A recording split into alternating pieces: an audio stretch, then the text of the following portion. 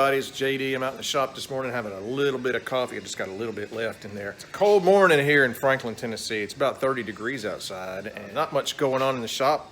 I thought I'd do a little video this morning to kind of show you some things you can do just to kind of keep your tools in a decent shape. Now, I was never blessed with a killer tool set. A lot of the tools that I have, I inherited from my dad and from my grandfather. And a lot of these tools are as old as I am. And I admit that in my youth, I probably didn't take care of them as best that I could. There's probably several of these tools that have spent the night in the yard, in the driveway, out in the rain, and things like that. And that's a terrible way to treat tools. Even the cheapest tools, maybe not the cheapest, but even inexpensive tools will last a long time if you just take care of them.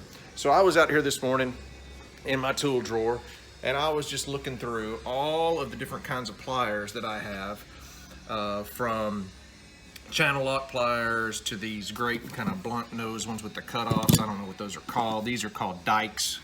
They are great for cutting small things. Lots of different varieties of the same thing. And then these are known as needle nose pliers. Needle nose pliers, obviously because of the needle nose. I've got just a couple of different things, junk, I don't need that, in the drawer, and I want to show you just a quick way to keep them in shape, because especially these type, they will lock up on you, and you'll end up throwing them away and buying new ones for no reason.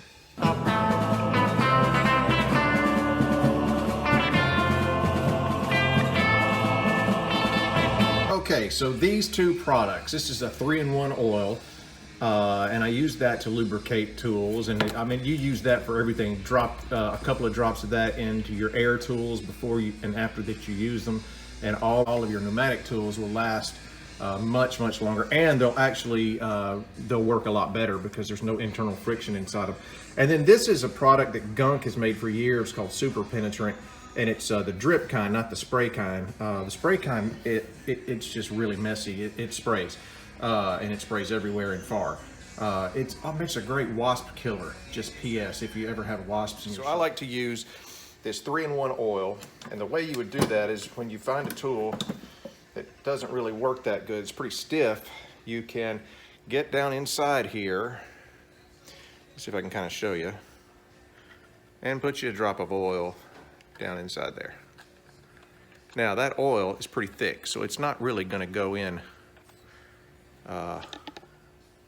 very far. So you start working it, and then you take a little bit of this Gunk Super Penetrant, and you let that penetrant drive that stuff through there, and automatically, I mean, it's like butter, as they say. But that's how a little bit of oil and a little bit of that Super Penetrant will really, and then you can kind of help it to kind of wipe down your tools, kind of keep them clean. And then you've even got cheap tools. And I mean, there will probably be people who comment about my cheap tools online. But even these cheap tools will last a long time if you'll take care of them and keep them oiled. And so I go through those every so often and try to find those that are not working so great, that have maybe been abused just a little bit, and I give them a little love with a little 3-in-1 and a little Gunk Super Penetrant. And if you'll do that, your tools will last much longer.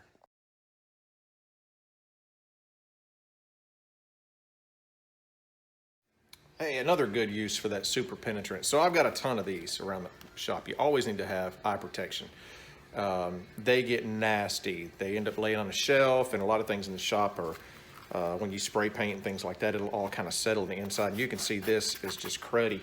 But this Super Penetrant is not only a great way to release stuck bolts and screws. This is like it's like a universal solvent. It will dissolve nearly everything.